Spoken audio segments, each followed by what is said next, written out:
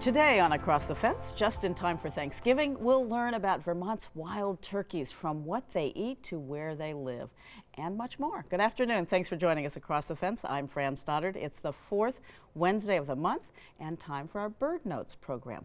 Mark Labar is on assignment this month, so I'm joined by two other guests from Audubon, Vermont. David Mears is Audubon's executive director, and alongside David is conservation biologist Margaret Fowle. Thank you both for coming in. Thank you. It's great to have you. So Margaret, let's start by talking turkey. What would you like to share with us about the wild turkey population in our region?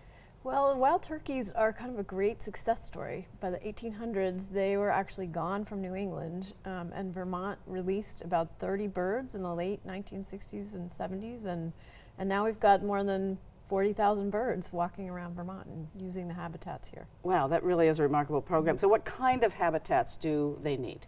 So part of the reason for their decline is that they need forest habitat, and so by the 1800s there wasn't much forest, and so they use forests, but they also use open areas. They kind of need a mix for their feeding, their nesting, and their displays for their breeding. So what do they eat? They eat berries, they eat nuts, seeds, whatever they can and find. they eat insects. Yep. Yeah, fantastic. And David, when is it? So it's now legal to hunt turkeys because they're doing so well. When can we do that? There's a couple of seasons. There's a season in the fall, kind of late October to early November, and there's a season in the spring. And people who are interested in hunting turkeys need to do, of course, a hunter safety course and get a hunting license from the Department of Fish and Wildlife. And the Department of Fish and Wildlife has a whole set of information about turkey hunting on their website, and the seasons and where you can go hunt and all of that. I've not myself been turkey hunting yet. I keep wanting to get out. I just haven't had the chance to do it. It sounds like a lot of fun. Right. Now is there something about just male turkeys, female turkeys, it doesn't matter, but here's an incredible male. Look at that gorgeous guy. Yeah. Right, in the spring, you're only allowed to hunt the male turkeys. In the fall, you can hunt either sex. Okay. Yeah, the females are allowed to kind of do their nesting thing in the afternoons without disturbance. You can only hunt the males in the mornings. Well, in the spring. that seems like a very good law. And what about flying? Turkeys don't seem to be able to fly. I've flushed them and they kind of pop up into the trees a little bit, and it's a big deal, but are they flyers at all? They can't fly long distances, but they can fly. I mean, at night they tend to roost, spend the night in trees, up in the, above the ground, and like you said, you can flush them, and it's loud and surprising, but they can definitely fly short distances. Right, but not long. Hunting must be fairly successful for people. But anyway, let's not go there. No, actually, it's so surprising. You would think that they're easy to hunt because we see them around the landscape. It turns out to be really tricky to track down a gobbler and get a good shot at it. Right. So. Okay. And do you have turkeys at Green Mountain Audubon? We do. In Huntington? We absolutely do. And it's fun. We some of our programming, summer camps and the like, we'll have the kids go out and learn how to find the tracks that the turkeys leave. Oh, great. And so what are some of the things that you do at the center? It's a really fun place. It's in Huntington, Vermont, and if anyone in the audience hasn't been to the Green Mountain Center, you have to absolutely go. It's 255 acres plus, set in this beautiful kind of the foothills of the Green Mountains, and we've got miles and miles of trails. We've got wetlands and river trails and up in the hills, and we also have wonderful programs. We have school programs. Field trips that come there. There's day camps during the summertime. We have a Monday morning play school for toddlers and preschoolers and their caregivers. So there's a lot happening. Yeah, it's a fabulous place. And Audubon's Christmas bird count is coming up. Tell us a little bit about that and who might participate. Anybody can participate. It's probably the longest running community science program we have in the state, maybe the country. It was started right at the turn of the century by a guy who really wanted to replace, at the time there was a custom of going out and shooting birds at Christmas time, and he wanted to replace it with doing and there was a really dramatic collapse in migratory bird populations at the time. So they replaced it with going out and counting birds. So it usually runs from mid-December to early January, and it's a scientifically sound way of tracking birds, and people who sign up can go to the Audubon website to find out more, but will be connected with an expert who will help them learn how to go out and identify and count birds. And it provides really incredibly useful information that we use in bird conservation efforts. Right, and families can do this. It's a really wonderful thing for families to do. It is, and it's a real contribution to protecting birds at a time when bird populations, as we've all heard, are under significant stress and threat. And you need people from all over the state. Absolutely. You know, all across the bigger the spread, the better. It's a statewide count. Right. There are different areas, focus areas, and you can sign up to join a specific area for the count. Yeah, that's awesome. Okay, and then Audubon also does a lot with maple sugaring. Tell us about their Sugar on Snow event. Yes, we have our own maple bush. You know, we have a whole set of maple syrup maple trees, sugar maple trees, that we harvest the old-fashioned way with buckets.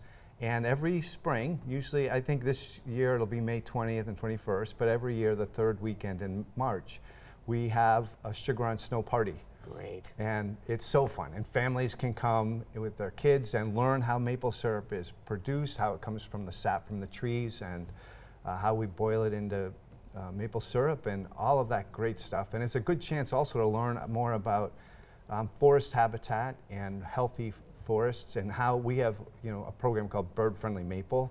Right. So tell us just a little bit about that, because the maple bush isn't just maples. You encourage a variety of things for bird populations. That's exactly right. Yes, one of our conservation scientists, Steve Hagenbu, is the state's expert on bird-friendly maple, and what he advises is to have multiple kinds of trees. A mix of a healthy forest is also it leads to healthier sugar maple trees, and it needs a mix of species, a mix of structures and heights.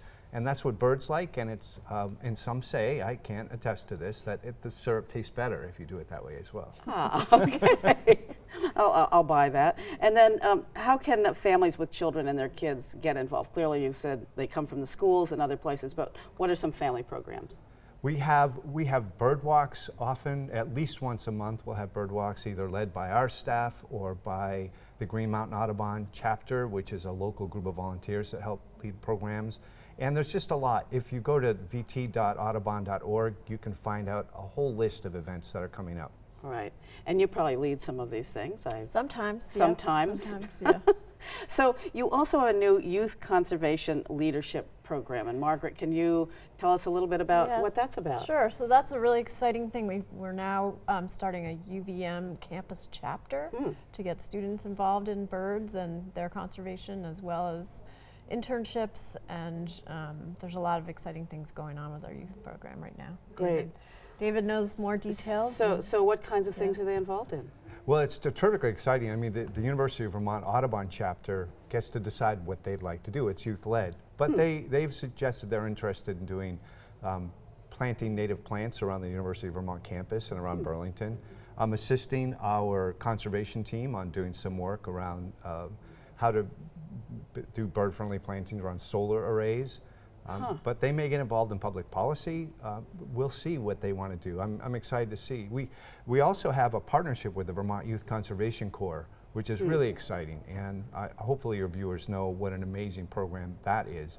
And they get young people out in the woods doing conservation projects, and we're partnering with them through this effort to do some of the training and background information that those teams of youth, when they go out in the woods, can also, while they're doing work, can also learn about the environment and about how to do conservation and about birds. Well, it's interesting. So many people are involved in wetlands conservation now because of water quality, and I think that the Audubon Society is also doing that and probably has for a long time. Can you talk a little bit about wetlands and what might go on there, either through education or initiatives? Absolutely. One of the exciting things that we're involved with is wetlands restoration work. There's a collaboration between organizations like Audubon Vermont, the Nature Conservancy, the Vermont Land Trust, the Vermont Natural Resources Council, as well as the State Department of Fish and Wildlife and the U.S. Fish and Wildlife Service, and there's the Natural Resources Conservation Service, the Department of Agriculture. There's a lot of work being invested in how to recover wetlands, which is important not just because of their bird habitat, but because they help filter water to help it be cleaner, to kind of clean the phosphorus and nutrients out of it. They help reduce the amount of impact and damage from major flood events. So wetlands are one of those really critical features of our landscape. There's been some, unfortunately, some efforts at the Vermont State House to reduce the amount of protections under state law for wetlands. So our groups and our members are all talking to our legislators to encourage them to not do that. We think it's pretty important to not just protect the existing wetlands we have, but to actually increase and restoring them. Wow, so how would someone go about increasing and restoring wetlands? Lots of ways. There are ways. Margaret? You can work with state programs that help you financially to do that kind of work. It's not easy to do. So landowners can work with people. Yeah, so there's financial assistance to help people restore wetlands or enhance the habitat that the wetlands provide. So they provide habitat for... Oh, like I think one of the photos that was up recently was the northern harrier, which I recently learned about thanks to our expert on raptors, Margaret. Yeah. Just an incredible bird, and it's very dependent, as are many birds. There are many species of birds that spend some part of their life either for nesting or for habitat or for food in or around wetlands. And that's true also of a lot of other wildlife. And so a really good, healthy landscape involves protecting wetlands so that these critters have a place to live and thrive. Right. Okay, well, thank you both so much for coming in and telling us a little bit about the amazing Audubon Center. Everybody should go. And about turkeys and harriers and other things today. David Mears, the Executive Director of the Audubon Society, and Margaret Fowle, the conservation biologist there at Audubon. Thank you both for coming in. Thank you. And thank you for joining us across the fence. I'm Fran Stoddard.